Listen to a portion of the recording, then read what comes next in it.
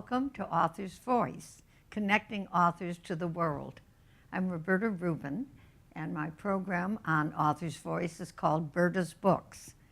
Today we are talking about a wonderful book, The Story of Arthur Truluv, Random House published, $26, and our author, Elizabeth Berg, is sitting next to me here.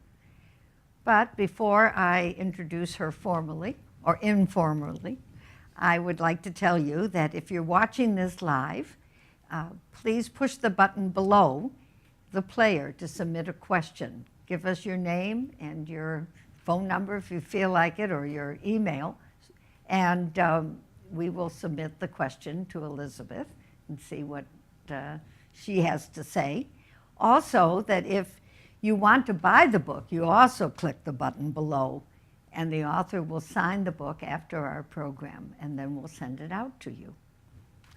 All right, welcome, Elizabeth Thank you Berg. very much. And Elizabeth has been a Chicagoan and a friend of mine for many, many years, and one of our most important authors in the city. She has written 27 books. Wow, and I think I was selling books as a bookseller early on, of some of the early ones. The ones I remember: Range of Motion, Pull of the Moon, Open House, which was an Oprah selected book, and her latest one, The Story of Arthur Truluv.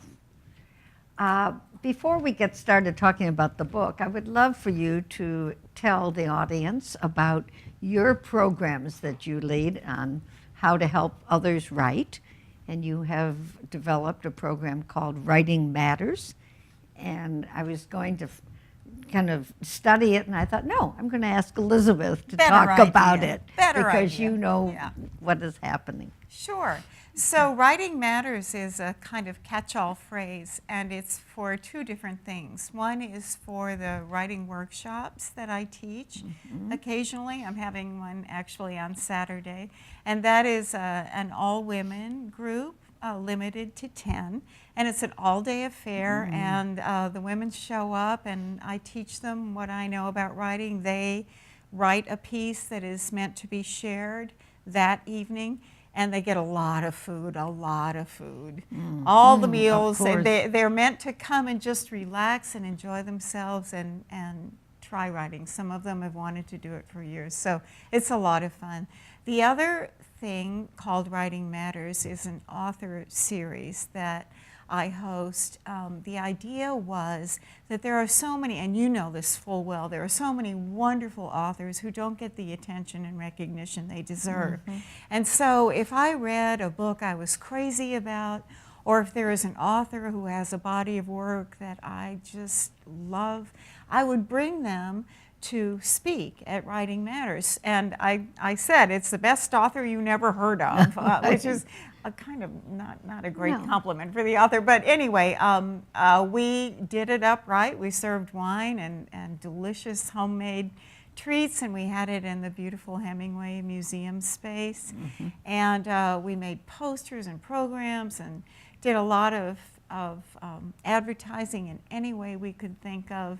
And it was successful. It was a lot of work, as you well know. Doing events for authors is a lot of work. So I look forward to doing more in the future. And what I'd really like to do next time is poetry. So, absolutely. Someone was talking about how they loved poetry this morning, and I kept thinking of my bookstore, where it was so difficult to sell poetry. I know. And you know, hardcover fiction, your book, that area or that division can turn over 14 times, and poetry in a bookstore or anywhere turns over 0.04. You know, I know I hope that's changing. Well, you know, I think one of the reasons for it, and I know this is not the poetry hour, but I just want to say that a lot of people have an aversion to poetry without really knowing much about it. And I totally understand that, because a lot of poetry is practically impenetrable for me. But what there also is poetry that's highly accessible and so moving and so much made out of the ordinary life we all live. So once people get exposed to that, they can get pretty excited about it. And I do use it in my classes. Oh, I'm so and glad. Inevitably, people will say, what's that poet's name? What's the name of his or her book? So, But yeah. what matters to the writer is in the writing, in the fashion that you are teaching them how to express themselves through the form of poetry. Yeah. And whether somebody reads it or not, it's their expression, which Yeah. I think is important. Yeah. Bravo. Yeah.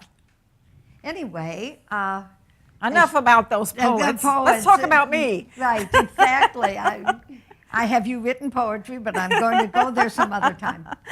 Okay. Anyway, I just want to talk about Elizabeth for a few minutes, or 1 minute before we get into her book. And that is that she is so popular here in Chicago, but across the country. And she's popular also because she exudes love and the idea of helping others. And I've always thought that about you. And I think the story of Arthur Truluv is an expression of your ability to show love to others. And it just is, I think, very much your kind of book, but a brilliant book in its expression. So let's start talking about it. It really is a story about true love. And his name is Truluv. He didn't start out with the name Truluv. No, How it's a did he nickname. start? How did he get that name? He got that name. His name is Arthur Moses. He got that name because he's an older man whose wife has died, and he goes to see her every day in the cemetery. When he's there one day, he runs into a 17-year-old girl, a kind of goth type, very much feeling alone, isolated. She's bullied at school. Her father has no idea how to communicate with her. So she's a fragile, delicate case, but with an exterior of toughness, as is so often the case. They begin a conversation. She understands almost immediately how kind he is, how loving he is, and they strike up a friendship. And they end up, along with another person, creating an odd sort of family together. Right. And that, soon into the book, I was very aware with the construction of your chapters that you were bringing these three people together and done so artfully. But I want to go back to Arthur for a minute, or keep with him for a minute. And that is, did you have a model? Did you have somebody that you thought of that is an Arthur type? I thought, oh, what a wonderful characterization of a lonely old man. Yeah, yeah. In a way, I think I created Arthur Truluv because I needed him, because I needed a reminder of the compassion and kindness and light that's in the world. We're living in pretty anxious times, and it's not only politics, it's the way that we have begun not to connect with each other in a very real way. Technology can do a lot of wonderful things, but one of the things it does is to isolate people. So it creates a kind of mood of despondency, and I wanted to be in a place where people talk to each other and took care of each other. It's not that the whole book is full of lightness and happiness. There are some sad things in this book too. That's life, right? But I wanted something to be so life-affirming. So he embodies that. I did draw on my grandfather a little bit when I wrote him. My grandfather was Irish. He filled the room. He loved everybody. If he went to fill up his car, he was best friends with the guy at the gas station in the olden days when they used to come out and fill up your car before his tank was full. So I think I was unconsciously channeling some aspects of my grandfather, called Papa. Called Papa, Yeah. right. Yeah. Well, and I think bringing in Maddie, who was starving for this kind of affection. The girl, And yeah. the girl, I had her 18 years old, She 17. turns 18 She in the turns book, yeah. 18 in the book. Yeah. And so I just thought he was the perfect person to come out Right, to. I love when I want to go back to the cemetery for a minute. I loved when he would stop and talk to all the headstones or all the people in the cemetery. Imagine what they had been doing. I Yes. thought that you Yeah. really got the cemetery as a life force. It Did was you not a dead, Yeah. Yes. Did you read Spoon River Anthology? It's Oh, a yes. play about that, about the lives of those people who are buried there. And I am someone who is really drawn to cemeteries, as many people are. There's Yes, something yes. sort of peaceful and even magical about them. And when I wander around in a cemetery and I look at the headstones, I often wonder who that person was. And I think it's part of being a writer that your imagination never turns off. So It was you start wonderful. making things up, and sometimes they feel so real that you think, surely that must be true. And of course, it's not at all. But that's what he does. He intuits things, or so he thinks, Yes, right. from being near the grave of someone who seems to give him this information. And what you did for the reader is that I would stop. Some of them were italicized, so I Yeah. would be alerted to a new grave that we're coming to. Yeah. And I would sit there and try to think too. Now, why does the writer say he might have been this or she might have? Let me think myself what I would imagine. Yeah. So you wrote that very well. I loved that. Thank you. So then let's bring in Lucy. Well, first, no, I do have a question back to Maddie before we move on. There's a Mr. and Mrs. Hamburger Yeah. in the Mr. and Mrs. in the Hamburger, book, yeah. and I tried to figure out. That was a little. I couldn't figure out where they came from, and why they were so important to this young 18-year-old. And I just would love you to clarify that for me. Well, Maddie is very much drawn to older people and old things. She just is comforted by that. In terms of Mr. and Mrs. Hamburger being in Arthur's life, I think everybody has a junk drawer in their kitchen. And if you look in there, you find all kinds of things. And if you don't know, or you are not that person, you can't make sense of what is this thing. So imagine you're in a kitchen and you pull out this figurine of Mr. and Mrs. Hamburger, and he's dressed like a little man and she's dressed like a little woman carrying her pocketbook. And it's something that was whimsical in Arthur and Nola, his wife's life. He bought it for her at one point. And there's a certain poignancy in coming across an object like that. After the person is gone, it has so much more weight and meaning. And I thought I just made it up.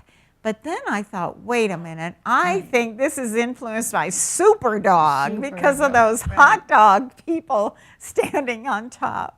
So good. So you saw something that you could compare it to. Yeah. Right. Yeah. Well, it was I loved unconscious, it, and I yeah. loved that it reemerged and it came back. So Yeah, and it becomes important to Maddie, too. as Yeah. something tangible Yeah. for her. Right. A symbol of their love, really. Yes. Yeah. Now, Lucille is the third person in the book. She's Yeah. the lady across the street, and she looks lonely, of course.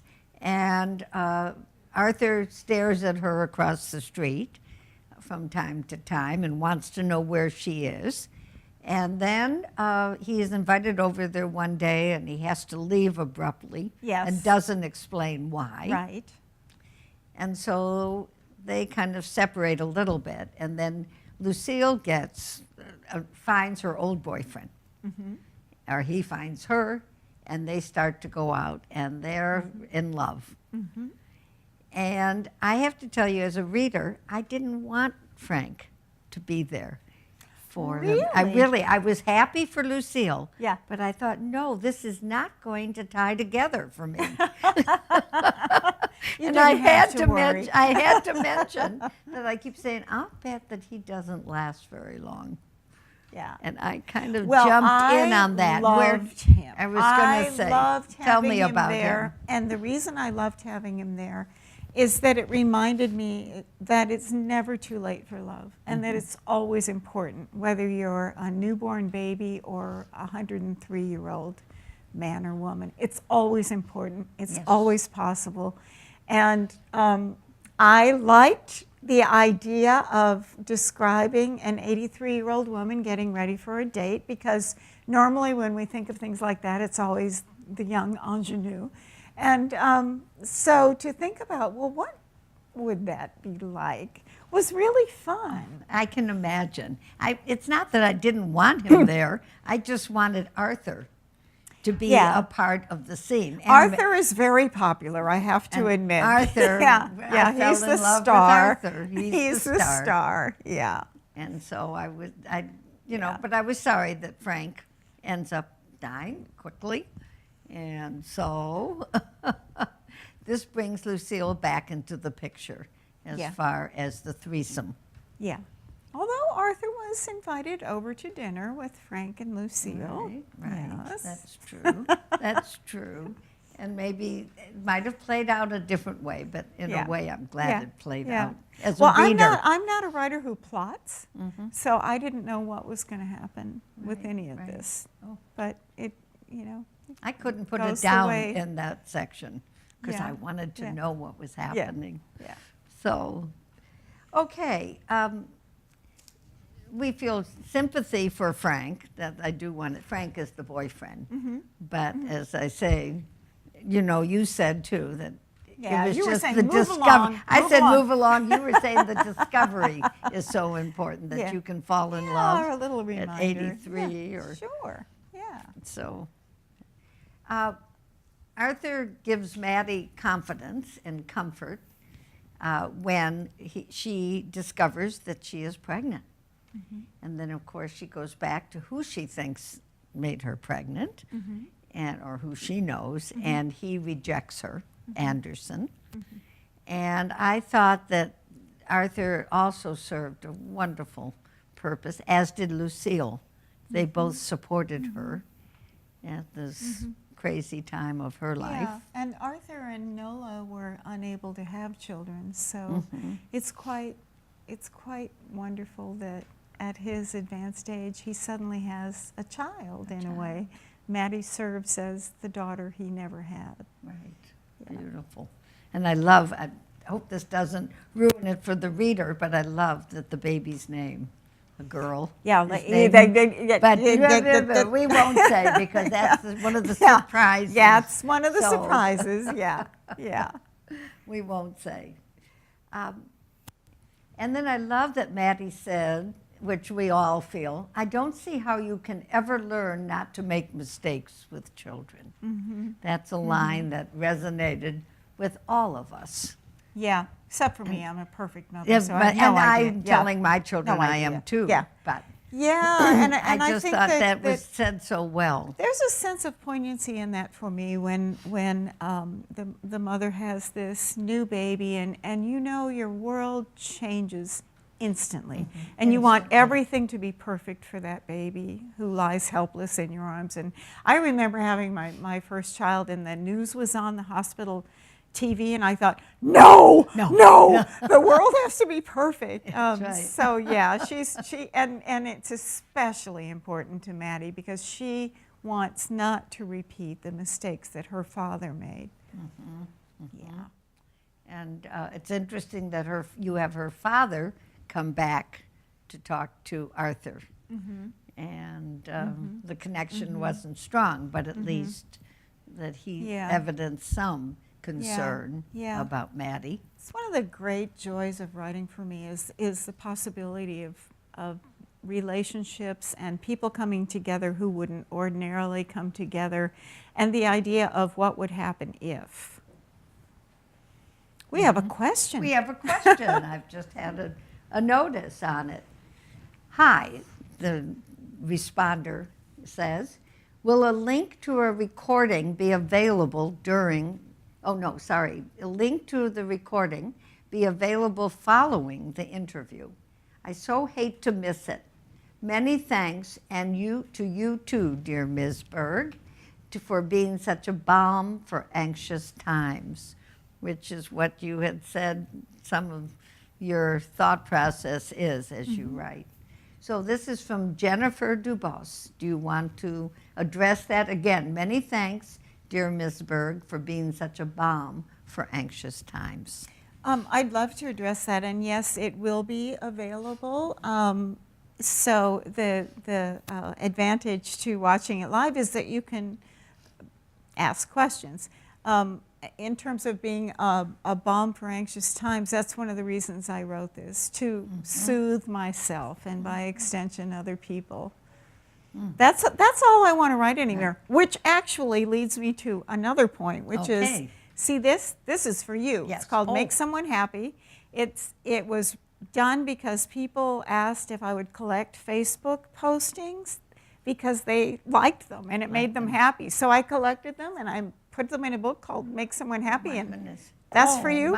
And then after that one was done, somebody said, do another one. So I did. Still happy. Still That's happy. for you too. Oh my goodness, are you clever? Includes the book of Homer. Yeah, my dog. Your dog. Yeah, there's Homer. a lot of stuff about. Okay. There's a lot of stuff about Make dogs someone and happy. well, there are things about animals. Period. Animals, children, walks I take, nature, encounters with other people, scenes in a restaurant, just daily life.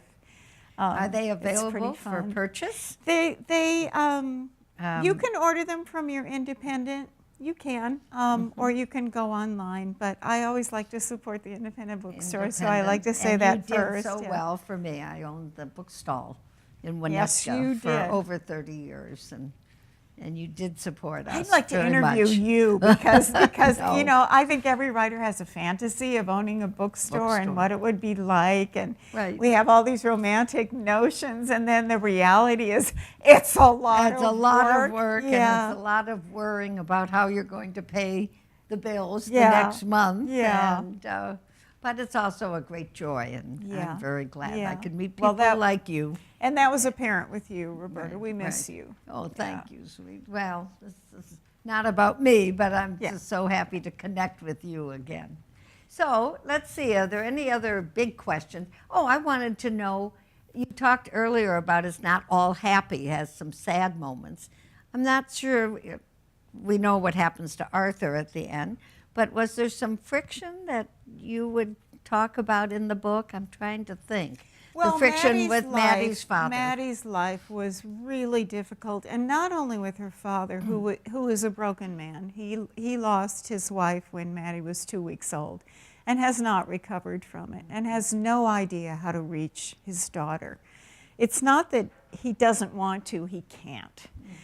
In addition to that, she really suffers at school, and that's a really big problem, isn't it? I mean, it always was, and I guess it always will be, but she has no support in that regard. They really do pick on her, and she does not understand why. No, I know. So that's, that was So, in I some have a ways granddaughter hard. who Yeah. has that same problem, and you spelled it out so well about the Yeah. more that a young person reacts, the more they're picked on. Yeah. And how Yeah. do you counteract that? Yeah. And Yeah. So Yeah, I guess one saving grace is that a lot of people who experienced that when they were young overcame it and went on to become, you know, oftentimes big deals in the arts. So, and that's what happens with Maddie. I'm not going to say any more about it, but yes. No, we don't want to spoil the story, but she's a lovable character. All three of them. Even are Lucille, lovable. yeah. Even Lucille. Yeah, she expresses herself through cooking. And I always think of you as being a good cook, aren't you? Sort of I one love who loves to cook, but I'm not an inventive Right, cook. I just follow the recipe. Right, I but have I a friend remember who you just cooking. throws things together, and I really admire that. Lucille is a baker more than A baker, well, right. everything she cooks is good, but Cookies she and- really is quite the baker, Right, as right. she would tell you. Yeah, she's kind of annoying, but you like her No, anyway. but you like her.